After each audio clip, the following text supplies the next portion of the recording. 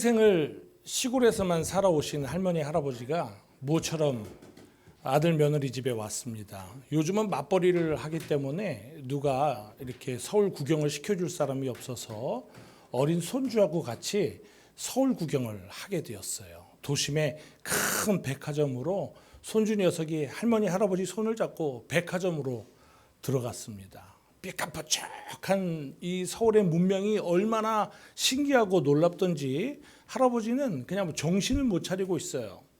또 할머니도 예쁜 소품을 보면서 만지작거리느라고 이제 거리가 조금 떨어지고 있습니다. 그런데 마침 할아버지 눈에 저기 엘리베이터가 보여요.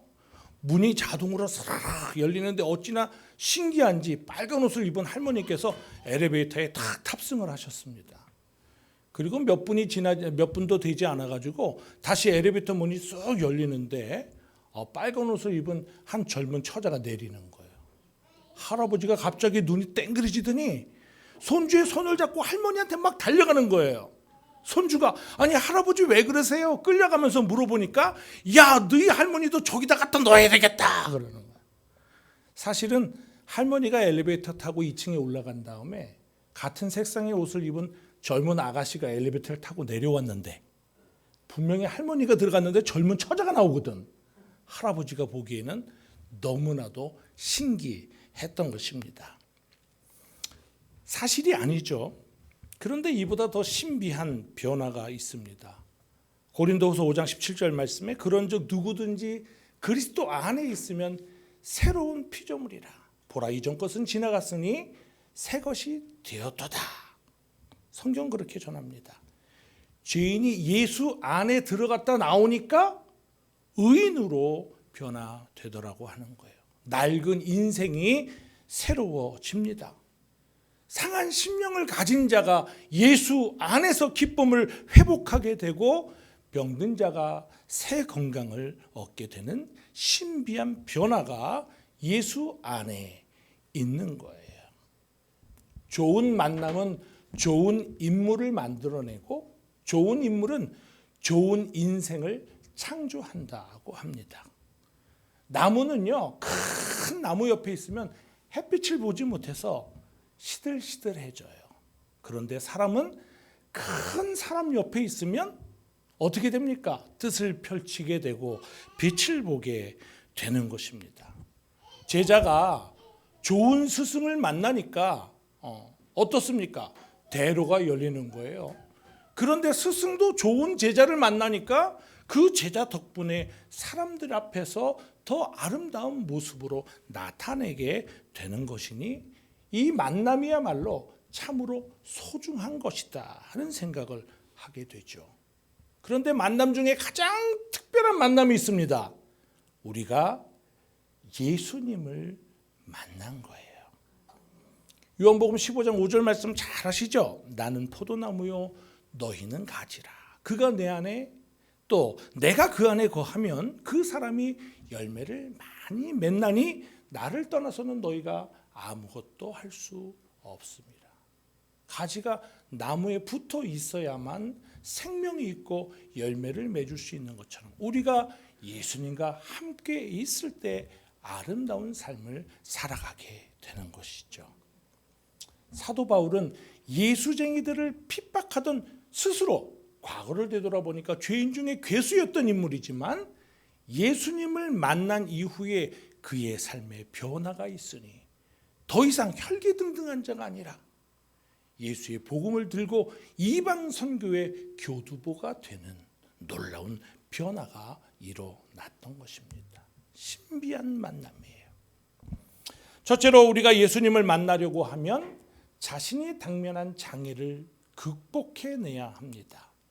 성경에 등장하는 인물 중에 예수님을 우연히 만난 자도 있지만 불어 예수님을 찾아 나섰던 복된 자들도 있습니다. 예수님을 만나기 위해서 그들은 자신의 장애를 극복했던 인물들이에요. 소경 바디메오를 보세요. 앞을 볼 수 없습니다.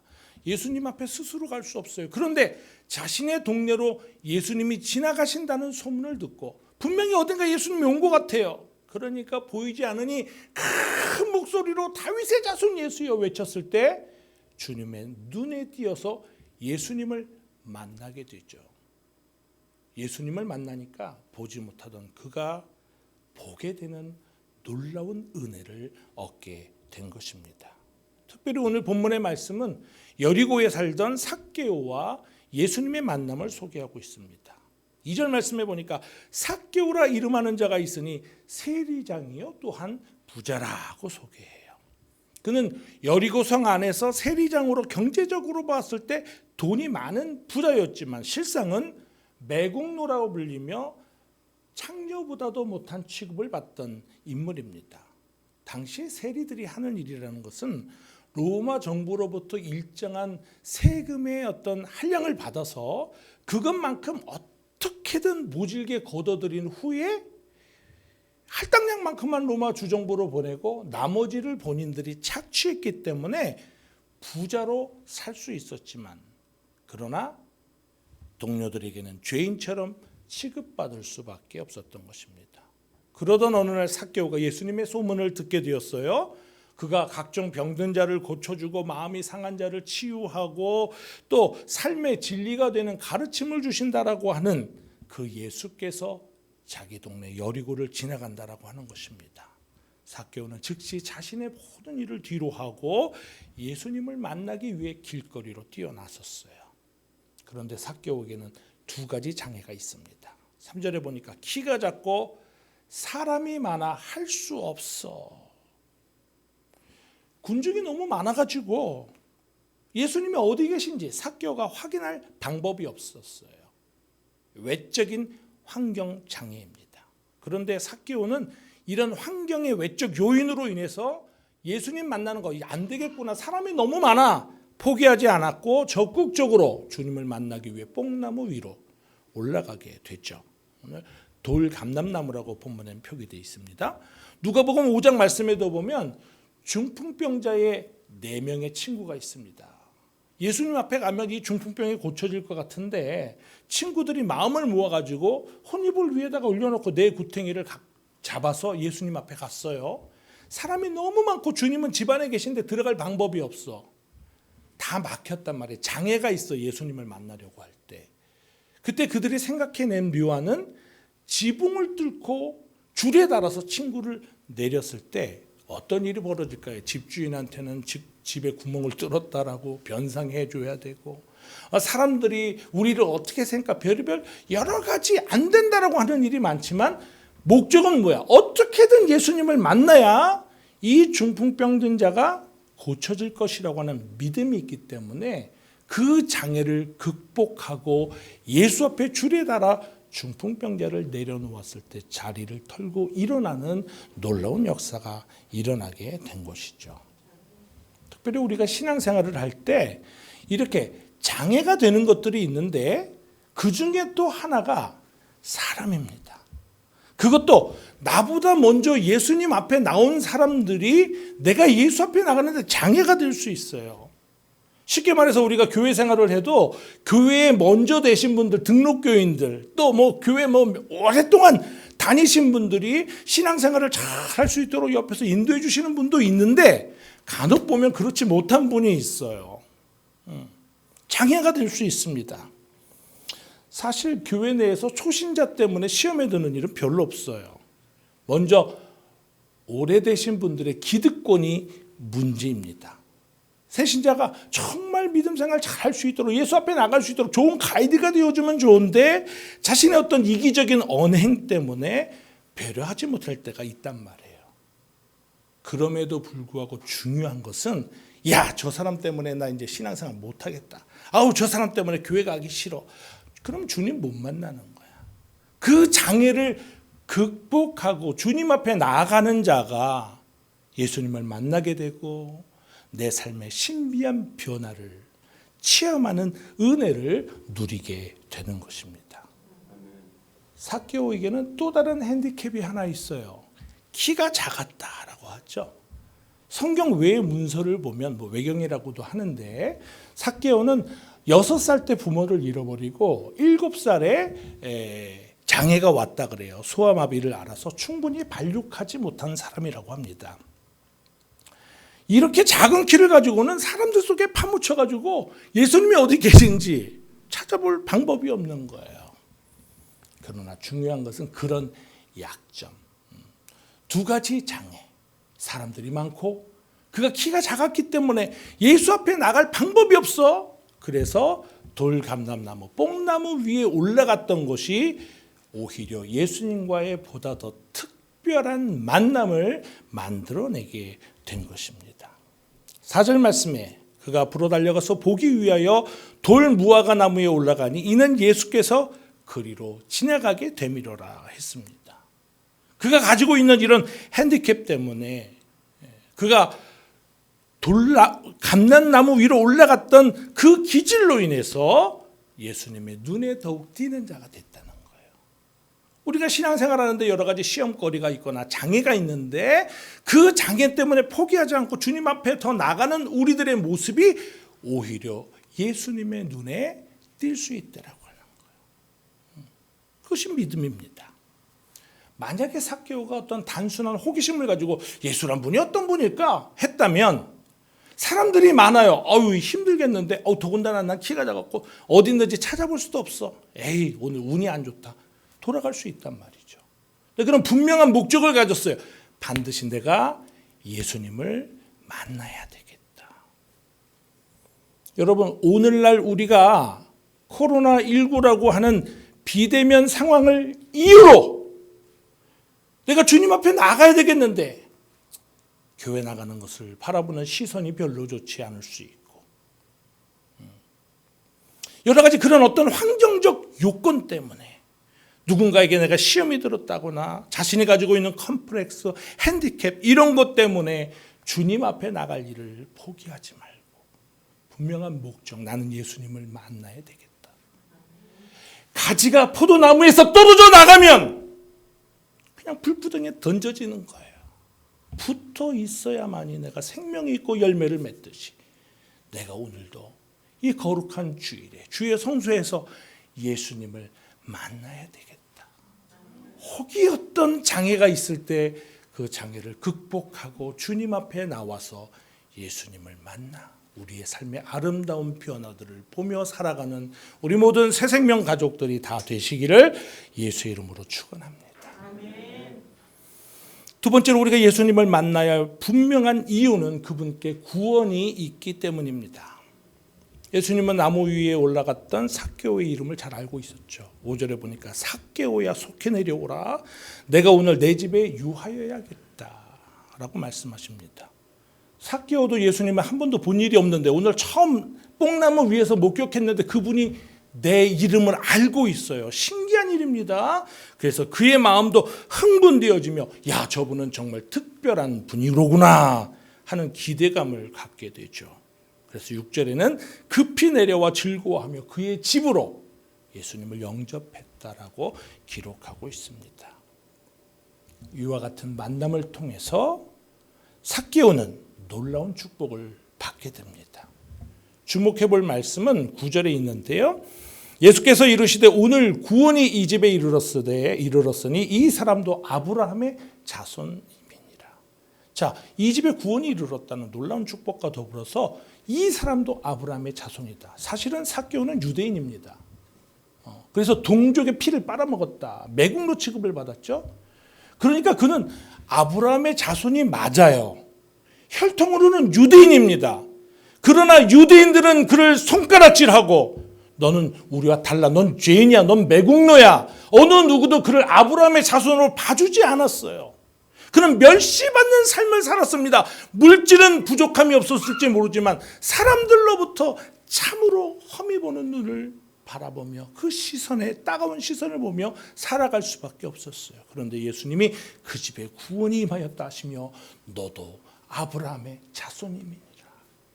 놀라운 회복의 은총을 입게 된 거예요. 이것은 삭개오에게 어떤 물질과도 비교할 수 없는 그런 신령한 축복을 받은 구원의 참된 소식입니다. 삭개오는 예수님을 만난 오늘부터 하늘 백성이 되는 신령한 복을 받게 됐어요. 우리가 살아가는 데 있어서 가장 급한 일이 무엇이냐? 그래서 내가 예수님을 만나고 그를 하나님의 아들로 영접하는 것입니다. 예수님이 말씀하셨어요. 뽕나무에 있는 삭개오에게도 속히 내려와라 하셨어요. 그리고 그의 집에 들어가서는 앞으로 내 집에 어떤 구원이 있겠구나 이렇게 하지 아니하고 오늘 이곳에 내가 내일이나 한번 우리 약속 한번 잡아볼까, 내가 시간 내서 너희 집에 갈게 하지 아니하고 오늘 내가 내 집에 유하여야겠다라고 말씀하셨단 말이에요. 그러니까 구원에 관한 이 소식이 속히 그리고 급히 그리고 오늘이라고 하는 말씀으로 계속 언급된 것입니다. 우리의 신앙생활이 무엇입니까? 우리 찬양으로 고백하죠. 내일 일은 난 몰라요. 이게 우리 고백이란 말이에요. 내일은 어떻게 될지 모르기 때문에 오늘 지금 이 순간 내가 예수님을 만나야 하는 것입니다. 구원은 이 다음에 내가 예수님을 만나는 건 다음에 내가 어떤 여건이 되면 이러고 만나는 것이 아니라 속히 오늘 지금 여기서 예수님을 내가 만나야 되는 거예요. 내 삶의 우선순위가 가장 먼저 오늘 지금 여기서 예수님을 만나는 것입니다.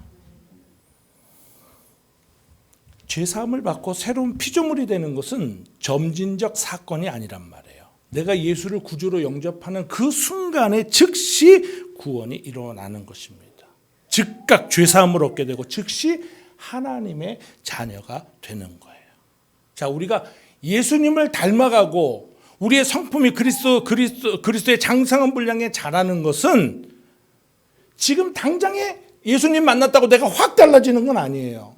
그러나 내 신분이 지금 당장 달라지는 거야. 죄의 종로로 타던 자가 이제는 하나님의 자녀가 되었단 말이에요. 그리고 점진적으로 우리가 그리스도의 성품을 이제 닮아가게 될 것입니다. 주일학교를 마치고 돌아온 아이가 어머니께 이런 말을 했다 그래요. 엄마, 예수님은 쓰레기통인가 봐요.